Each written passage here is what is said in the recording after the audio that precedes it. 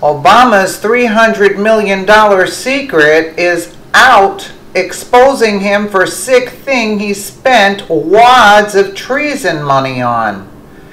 Because the American taxpayer isn't burdened enough already, it's now being reported that even though we are rebuilding the cesspool that is Afghanistan, we also seem to be paying ghost soldiers to the tune of $300 million during the President Barack Hussein Obama's administration.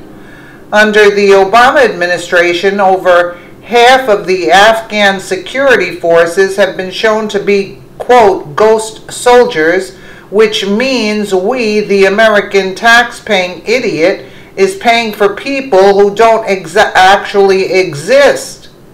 Wow. Why are we even paying for anything? These people harbored the Taliban, and we should have turned their whole cesspool of a nation into a huge glass factory the very night of the 9/11 attacks. Are we really this well off as a nation that we can afford to waste money on this? Enough with the nation building. What's the point in even going into war if all we are going to do is provide the nation we destroyed a better infrastructure than what they had before the war?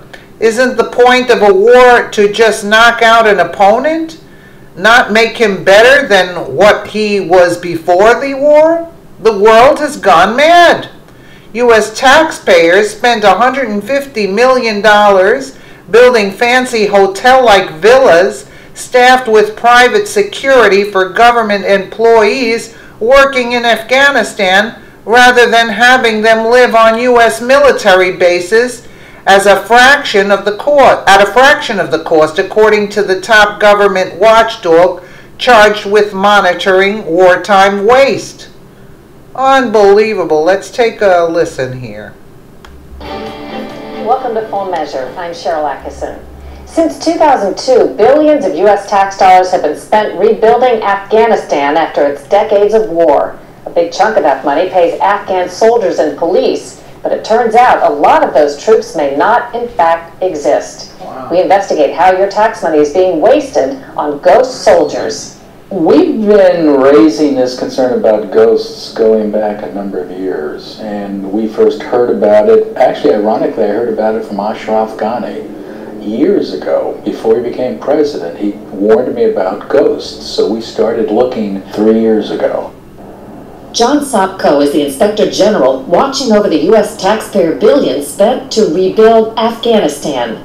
When you say ghosts, what are you referring to? Well, we're talking about policemen, Afghan military, Afghan civil servants who don't exist, or they have multiple identity cards, and we're paying their salaries. By we, I mean the United States and the international community. And we started finding out that we had no capacity to measure the number of soldiers, teachers, doctors, military people who we are paying their salaries. For years, multiple audits have shown there's no way to prove that the money we send for salaries is going to a real live body, and the payroll numbers just don't add up. For example, Sopko says in June 2016, the supposed number of Afghan military and police was 319,595, but an Afghan official told AP the best internal estimate of the real number was around 120,000.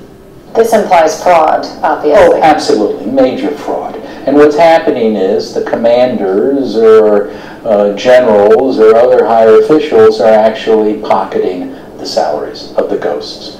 And I remember President Ghani, and again, at that time he wasn't president, saying, John, you, the United States government, are paying the salary of an Afghan who's a teacher, he's a civil servant, he's a doctor, he's a policeman, and he's a soldier.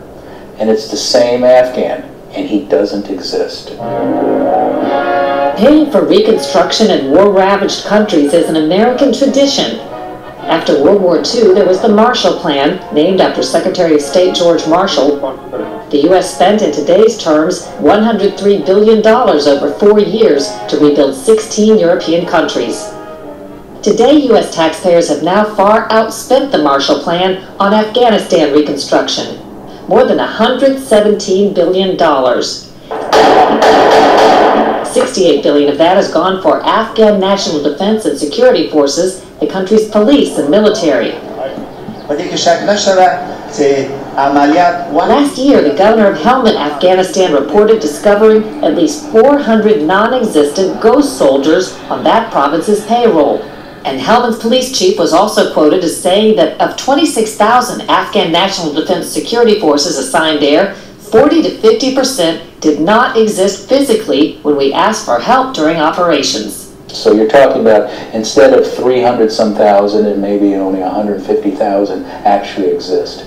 Especially in Helmand province, the new provincial governors down there were raising serious concerns that most of the police and soldiers that they needed during the last fighting season weren't there.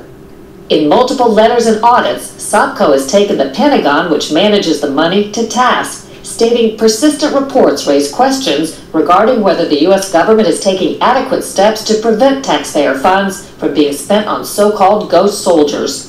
And he says the ghost phenomenon extends beyond Afghan defense and security paychecks to other forms of aid. It's not just the salaries, but we're funding schools based upon the number of students. So if you invent or inflate the number of students, you're going to be paying more money. On the soldiers and the police, we're paying for extra boots, for food, for everything else, logistics, for numbers that don't exist.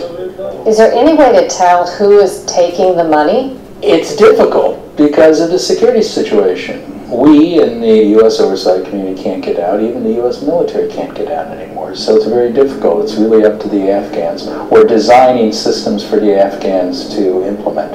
Who would it be that could conceivably help fix this, or who is responsible for the misspending?